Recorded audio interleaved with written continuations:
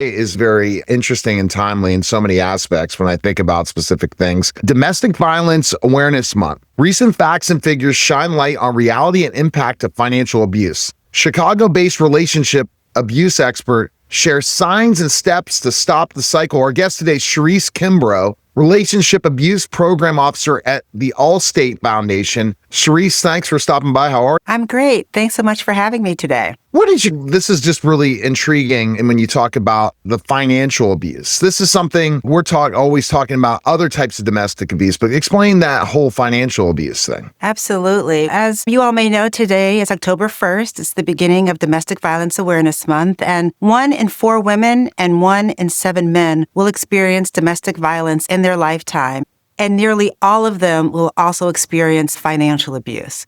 And financial abuse happens when one person tries to control, limit, or restrict another person's ability to use, acquire, or accumulate financial resources. And as you mentioned, this is a form of domestic violence that is often not recognized. So that's why conversations like the one we're having is so important. How can you relate that and look at specifically enough? Because in a relationship, there's always one person might be doing more of the bills and things like that. How do you see this as happening? Yeah, financial abuse can really take on many forms, and it's important to think about it in terms of control and creating dependency. So it can look like job interference, which can include preventing somebody from getting to work physically with withholding transportation, or excessively calling or texting while someone is at work to interfere with their productivity and to create a disturbance. It can also include coming up to the job site and making threatening remarks or creating an unsafe situation for that individual or their coworkers. It can also include credit card debt by coercion or forcing someone to take out debt that they may not want to take out, or taking out debt in someone's name without their knowledge. It can include excessively monitoring spending, creating or imposing an allowance without consent. So these are all different forms of financial abuse that in some senses are somewhat normalized. As you said, in relationships, there's usually one person maybe that might handle the bills or another. But really, the thing to focus on is the intention. Is it done to coerce, to control someone, or is it done to create dependency? And that's the thing. In a partnership, in a relationship, there's a partnership. And if you don't feel that partnership's balanced in certain aspects, then there's a problem. Absolutely. And really, the thing with financial abuse is the impact that it can have on an individual can be really quite significant. That survivors say that the lack of access to financial resources is the number one barrier to their safety.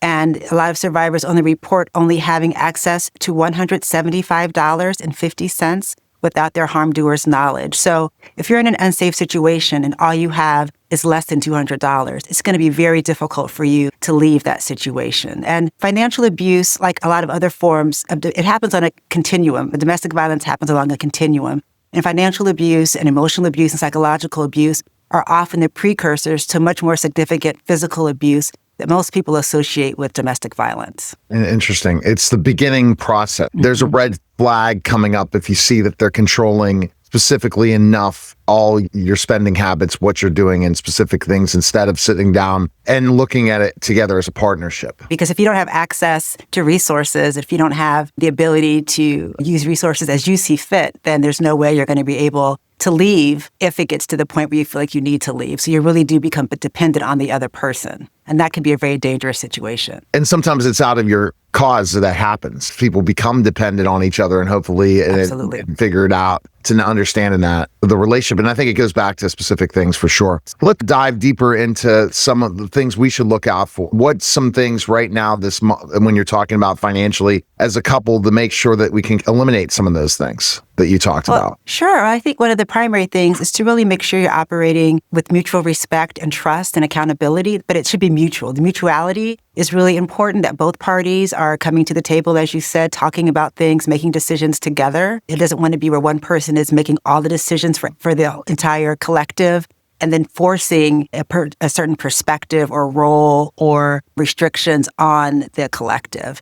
And really making sure that things are done in a way that are open, where no one feels afraid. There's no fear of repercussions or no fear of what could happen if X, Y, or Z. but really having an environment that's healthy, as you described it, and loving and kind and considerate of one another. And I think those are the most important things that folks in relationships can be mindful of. And for friends and family and bystanders, if you see somebody who may overly be concerned about spending in a way that seems fearful or seems beyond what's normal or natural, and someone who excessively has to ask for permission to do things or to spend money, even small amounts, those are some things you can take note of and maybe want to ask further questions of the individual to really figure out what's going on and how you can. And it can happen on both ends of the spectrum in other relationships when you look at that person overspent everything completely to a point that you can't even have a budget or anything. And you have that trust issue because of that factor, because it can go both ways. It can go the way where we have all unlimited resources, go ahead and do what you need to do without looking at particularly what that budget means,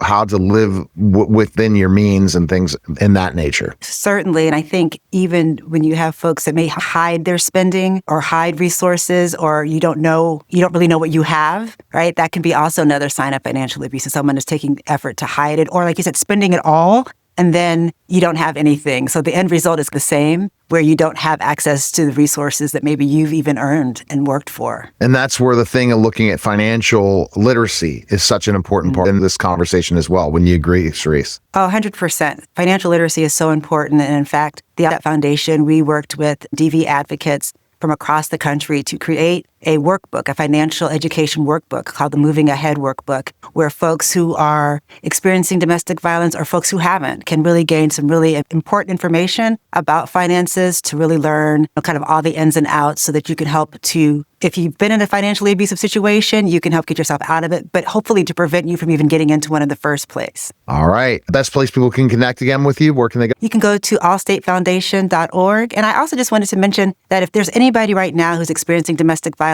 financial abuse, or otherwise, you can reach out to the National Domestic Violence Hotline at thehotline.org. They are available to help 24/7, 365 days a year. All right. Thank you very much, Sharisse. Thank you so much. All right. You're listening and watching The Neil Haley Show, and we'll be back.